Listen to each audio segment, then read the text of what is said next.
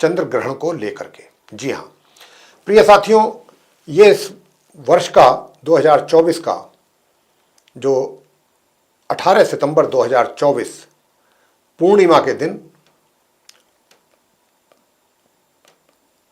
जो चंद्र ग्रहण पड़ने जा रहा है, इसके विषय में ये चर्चा है।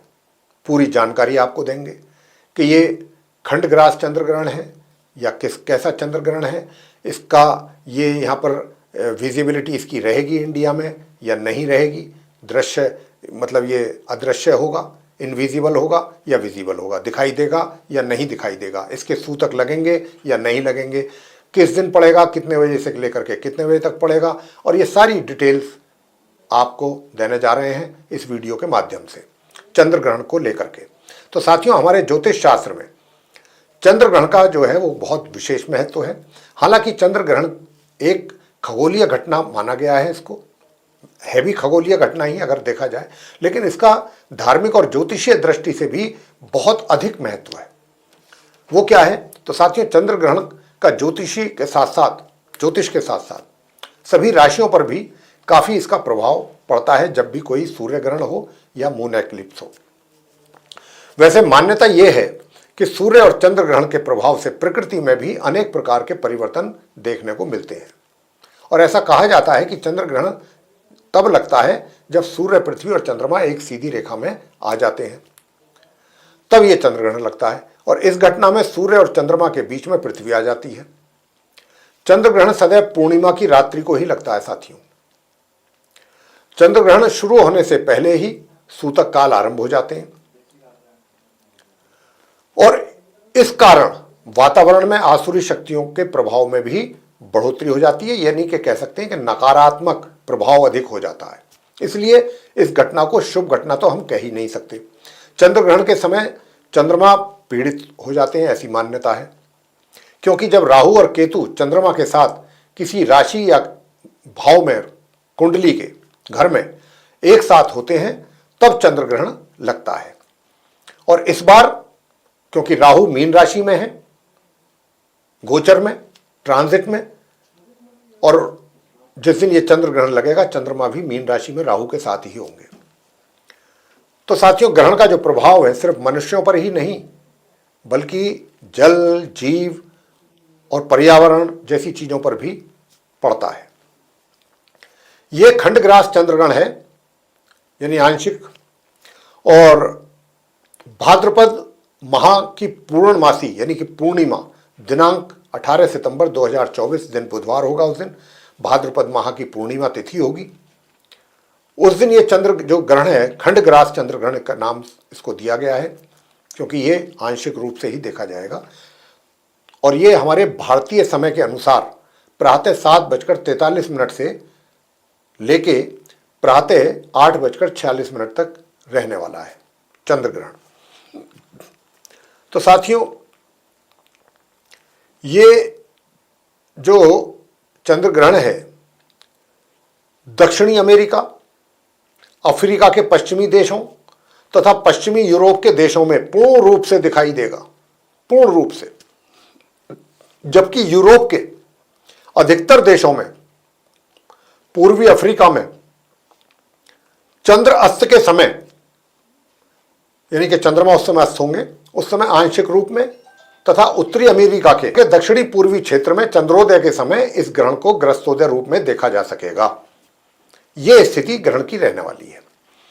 अब भारतीय समय के अनुसार 18 सितंबर भाद्रपद माह की पूर्णिमा होगी 2024, दिन होगा बुधवार, और ग्रहण प्रारंभ होगा प्रातः 7:43 से।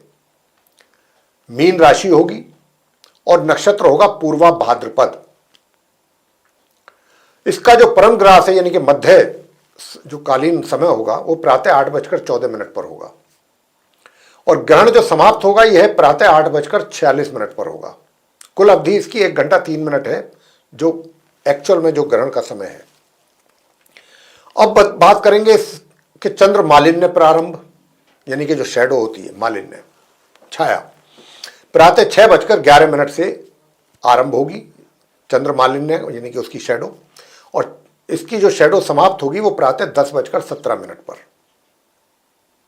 ये इसकी छाया का समय है। ये जो साथियों खंडग्रास चंद्र ग्रहण है यानी कि आंशिक जब प्रारंभ होगा तब तक संपूर्ण भारतवर्ष में चंद्र अस्त हो चुके होंगे। ये बात यहां पर ध्यान देने योग्य है कि जब ये इसका समय आरंभ होगा चंद्र ग्रहण का, तब हमारे भारतवर्ष में चंद्रमा अस्त हो चुके होंगे जैसे सूर्य अस्त होते हैं। इसीलिए भारत में यह ग्रहण दिखाई नहीं देगा, और जब दिखाई नहीं देगा तो इसके सूतक काल भी नहीं लगेंगे, वो भी मान्य नहीं होंगे। जब इस खंड ग्रास जो चंद्र ग्रहण है इसका मालिन्य यानी कि शैडो उपज छाया प्रारंभ होगी प्रातः 6:11 से, उसके बाद भारत के उत्तरी पश्चिमी तथा उत्तरी दक्षिण अनेक शहरों में चंद्र अस्त ही रहेगा। उस समय चंद्रमा की चांदनी में केवल कुछ धुंधलापन आएगा। हमारे शास्त्रकारों ने इस चंद्र बिंब पर जो मालिन्य मात्र यानी कि छाया आने के कारण इन्हें ग्रहण की कोटि में रखा ही नहीं है। ये बात यहां पर समझने वाली है। इसीलिए इस दिन केवल पूर्णिमा जो तिथि है पूर्णमासी जिसका व्रत वगैरह किया जाता है, तो पूर्णिमा संबंधित ही व्रत और उससे संबंधित पूर्णिमा से संबंधित दान आदि ही करना उचित रहेगा।